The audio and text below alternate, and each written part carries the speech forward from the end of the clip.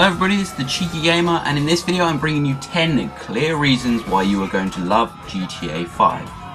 I can quite clearly say that you will not regret loving it because it looks amazing. Stuff I've heard looks awesome. I read this article last night and I thought I would bring it to you personally and just inform you on everything that I found out and the reasons why everyone's getting excited. So coming in at number 10 is the buying and selling property. Now in San Andreas this was a very big part and you could go around buy loads of properties and it just meant you had more safe houses. But they dropped this quite badly on GTA 4 and everyone was quite disappointed with that just because it's the little things that make GTA go.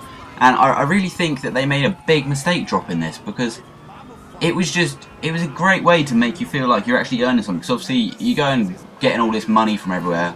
But on GTA 4, what can you spend it on? There is nothing. You just work up your money and it just keeps going up and up and up. But there's literally nothing to spend it on. It's just the little things, like you can maybe take your car down the pay and spray garage sort of thing.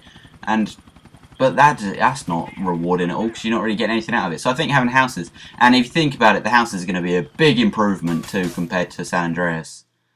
So at number 9 is the smartphones. Now these were introduced into GTA 4. And there was quite a big thing they introduced, because obviously you use these to get into a lot of the menus, like use this to start a multiplayer, it saved you cheats. I thought that was really good that it did all that, really.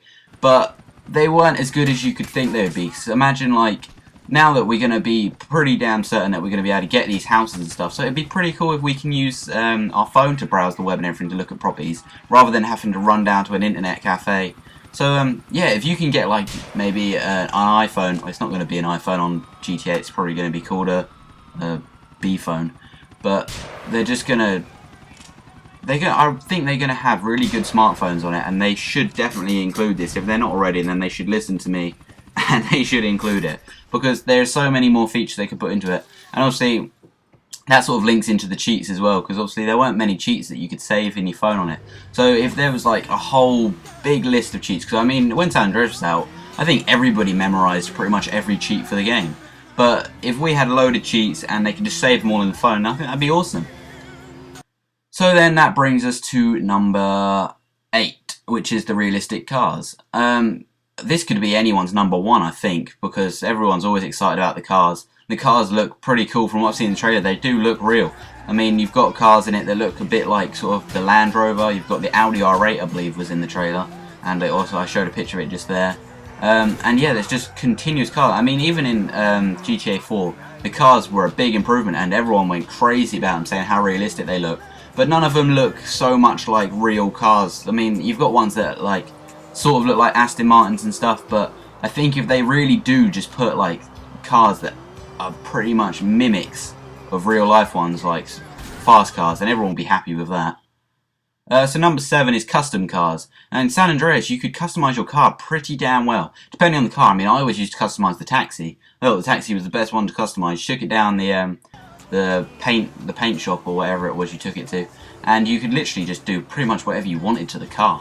You could really do it up. You could change pretty much all the different colours on it. I mean, it wasn't as amazing as you could think that they could make it, but that's my point. Imagine how good they can make customisable cars in GTA 5. I think that is something that they definitely need to do, and everyone will enjoy that. Everyone likes their own custom cars, and if you could take your custom cars online, then that would get exciting too.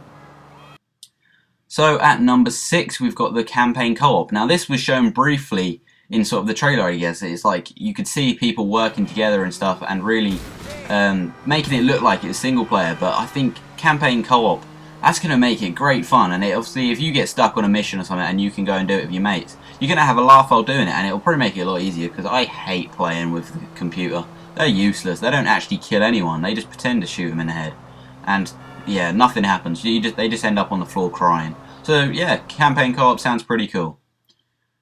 Number 5 is the competitive multiplayer. So you've probably heard already that they're introducing the sort of gang wars. It was in another game. I cannot remember off the top of my head. Was it Max Payne that they had it in? Something like that.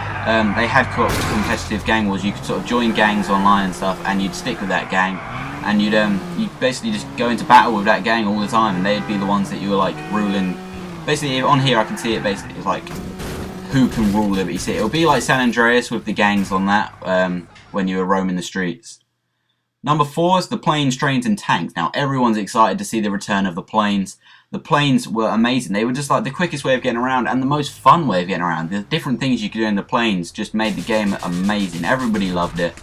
So planes, definitely putting them back in. Tanks, I know, are definitely going back in for a certain, and you'll be able to drive them. I've seen that in an article already. So tanks were pretty cool as well. Trains, not the most fun, but still pretty cool.